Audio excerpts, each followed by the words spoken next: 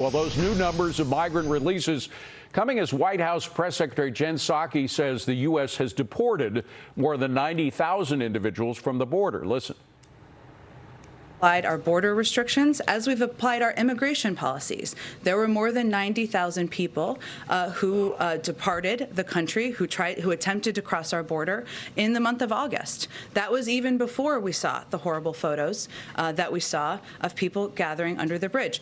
Reaction now from National Border Patrol Council President Brandon Judd. Brandon, great to see you again. You know, for months, Psaki and other administration officials have been saying that most migrants, the overwhelming majority of migrants, are sent back. Well, we just got the word about the Haitians mostly Haitians who came over the past couple of weeks in Del Rio.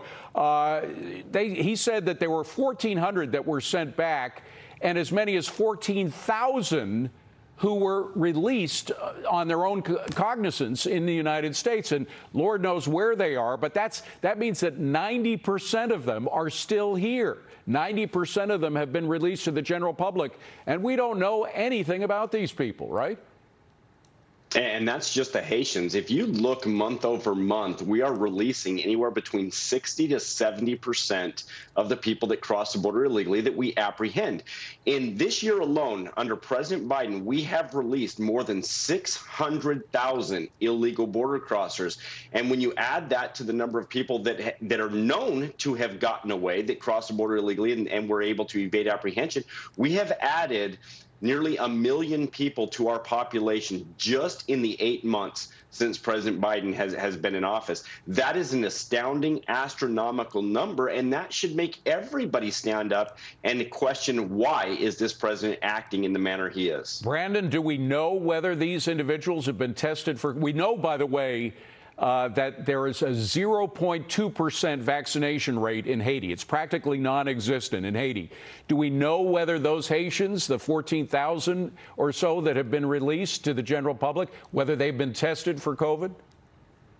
The only people that get tested for COVID is if they're going to be held in custody. So if they're going to be transferred to ICE to be held in custody, those individuals will be tested. If they're going to be released with NTAs or NTRs, no, they absolutely are not tested. So we don't know what they have. They're turned over to non-governmental organizations or NGOs. Those organizations are supposed to test them, but once they're released from our custody, they don't have to undergo any testing if they don't want. So no, we have no idea. And yes, they were released to the general population, which could, of course, spread this pandemic even further. And Brandon, meanwhile, for all of the cheap shots that politicians, primarily Democrats, have been taking against Border Patrol agents for what happened with the Haitians that they were trying to keep out, because we do have borders, we're supposed to have borders, but there was none for the past 2 weeks in Del Rio. How many of those Border Patrol agents have actually come down sick with COVID? And God help them, how many have actually died? So we've had more than 10 agents that have died. That they are considered line of duty deaths because they did contract COVID while on duty. So that's at least 10. I believe the total number is 12. And then, of course, we have agents that are out every single day. We have hundreds of agents that are out every week over week because of COVID. And that's because we're dealing with this situation. But, David, I want to make this clear. Our agents understand that. Our agents understand that we're going to face dangers when we put that uniform on and we go out and patrol the border. We accept that. We accept those dangers because we care about the American public and we want to keep them safe.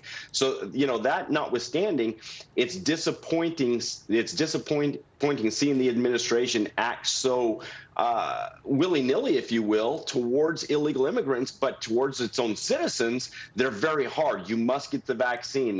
Federal employees now are mandated to get the vaccine, and they're up in arms about that because he's just letting people go into the United States without even testing them, without knowing what diseases they're bringing into the U.S. But, Brandon, it must be worse than that. When you have the commander-in-chief suggesting that you are whipping or strapping, whatever word he wants to use, the migrants that are coming in, when clearly they're just trying to create some kind of border to prevent this flood of immigrants from coming in, the morale must be getting hit hard.